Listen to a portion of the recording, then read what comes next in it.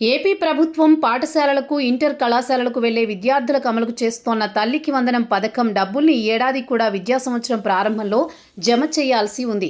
ఈ మేరకు అధికారులు ఏర్పాట్లు చేస్తున్నారు. అయితే అర్హుల వివరాలను క్షేత్రస్థాయిలో పరిశీలించే కార్యక్రమం ఇంకా కొనసాగుతూ ఉండడంతో డబ్బులు జమ తేదీ మారింది. దీని వెనుక ఉన్న కారణాలను ఒకసారి చూద్దాం. ఈసారి వేసవి సెలవుల తర్వాత కొత్త విద్యా సంవత్సరం జూన్ 12న ప్రారంభం కాబోతోంది.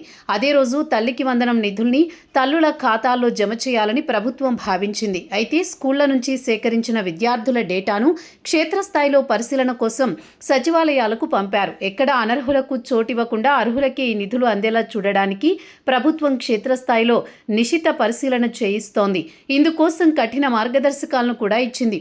దీంతో ఈ మార్గదర్శకాల ప్రకారం క్షేత్రస్థాయిలో పరిశీలన కొనసాగుతోంది. తల్లికి వందనం పథకంలో దాదాపు 60 లక్షలకు పైగా లబ్ధిదారులు ఉండడంతో వీరి డేటా పరిశీలన, ఖరారు ప్రక్రియ కాస్త ఆలస్యమవుతున్నట్లు తెలుస్తోంది. దీంతో ముందుగా అనుకున్న విధంగా ఈ నెల 12న తల్లికి వందనం నిధులు విడుదల ఉండదని తేలిపోయింది. ఇప్పుడు తాజాగా జూన్ 19న తల్లికి వందనం నిధుల్ని జమ చేయాలని ప్రభుత్వం భావిస్తోంది. ఇందులో మళ్లీ తేడా రాకుండా క్షేత్రస్థాయి నుంచి అర్హుల సమాచారం వచ్చి జాబితా సిద్ధమయ్యాక అధికారికంగా ప్రకటన చేయాలని భావిస్తున్నట్లు తెలుస్తోంది. ఈ లెక్కన జూన్ 19న లేదా ఒకరోజు అటు ఇటుగా నిధుల విడుదల ఖాయమే.